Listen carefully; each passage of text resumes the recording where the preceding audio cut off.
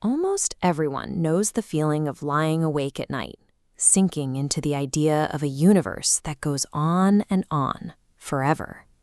The 17th century philosopher Blaise Pascal described it as being engulfed by an infinite immensity of spaces.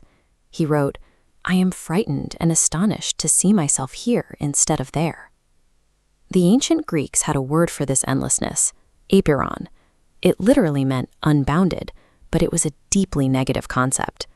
Apeiron meant chaos. It was a dirty, crumpled handkerchief. It was the totally disordered and the dangerously undefined.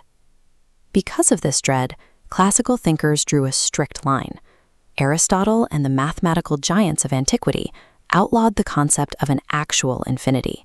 You could have a potential infinity, like a line you could keep extending, but you could never treat infinity as a completed, existing thing, or else the logic of math would break down. For over 2,000 years, the infinite was locked away in the realm of theology. It was an impassable boundary, kept intentionally out of reach, so the human mind could stay safely grounded within the finite world. Then, in the late 1800s, a German mathematician named Georg Cantor decided to look directly into that void. Cantor realized that to safely navigate the infinite, he needed a new tool. He formalized what we now call a set, taking a collection of many different things and treating them logically as one single unified object. By grouping numbers into sets, Cantor stopped treating infinity as an endless, ungraspable process.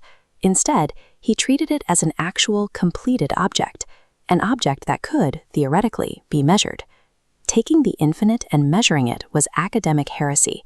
Cantor was actively preparing to shatter a 2 millennia-old intellectual boundary. This animated number line shows Cantor's first level of infinity, the set of all whole numbers, 1, 2, 3, and so on. Even though it stretches forever, this set is highly ordered.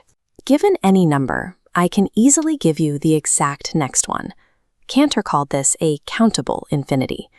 Up to this point, mathematicians assumed this was the absolute ceiling. Infinity was just infinity. But Cantor asked a dangerous question. What if there is an infinity in the universe larger than this endless sequence? To test this, he looked at a completely different group of numbers, the infinitely dense space of decimals existing purely between 0 and 1. On the left, we list every whole number.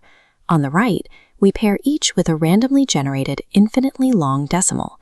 If we can continue this list forever without missing a single one, then both infinities are the exact same size. But Cantor built a trap.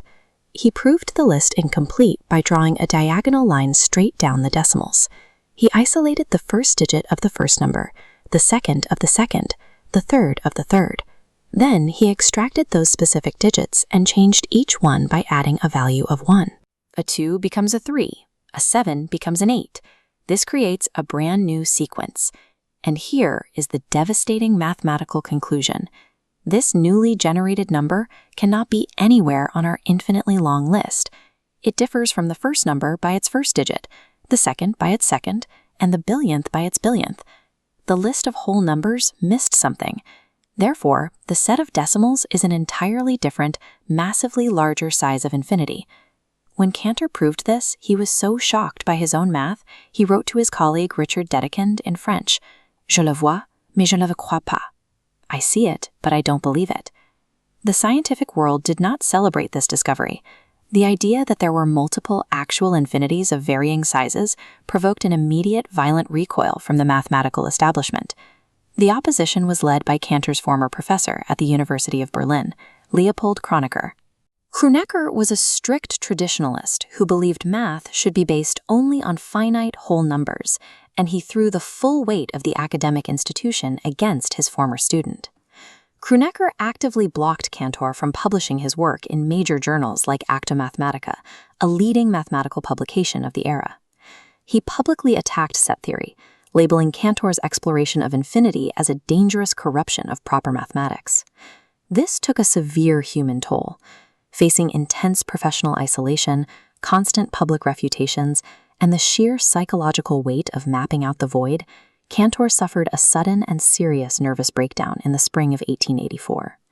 Exhausted and terrified, Cantor fled the hostile academic centers. He spent time recovering in the quiet, isolated landscape of the Harz Mountains, trying to find mental peace away from the universities.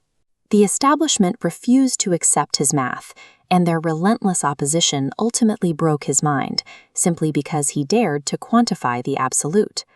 Despite Cantor's fractured mental state, his underlying logic remained mathematically bulletproof. Over time, his rigorous proofs simply outlived his harshest critics. As this diagram shows, Cantor named his new infinities transfinite numbers. He used the first letter of the Hebrew alphabet, Aleph, to categorize them. Aleph null represents the countable whole numbers, followed by Aleph 1, Aleph 2, and an entire cascading hierarchy of larger and larger infinities. Today, this hierarchy of the Alephs serves as the formal language of set theory. It provides the logical framework used to define and organize almost every other branch of modern mathematics. Cantor shifted the boundary of what is considered knowable. He proved the human mind can navigate the infinite with the same precision as a simple counting exercise, bringing the universe's most overwhelming mysteries into the light of formal logic.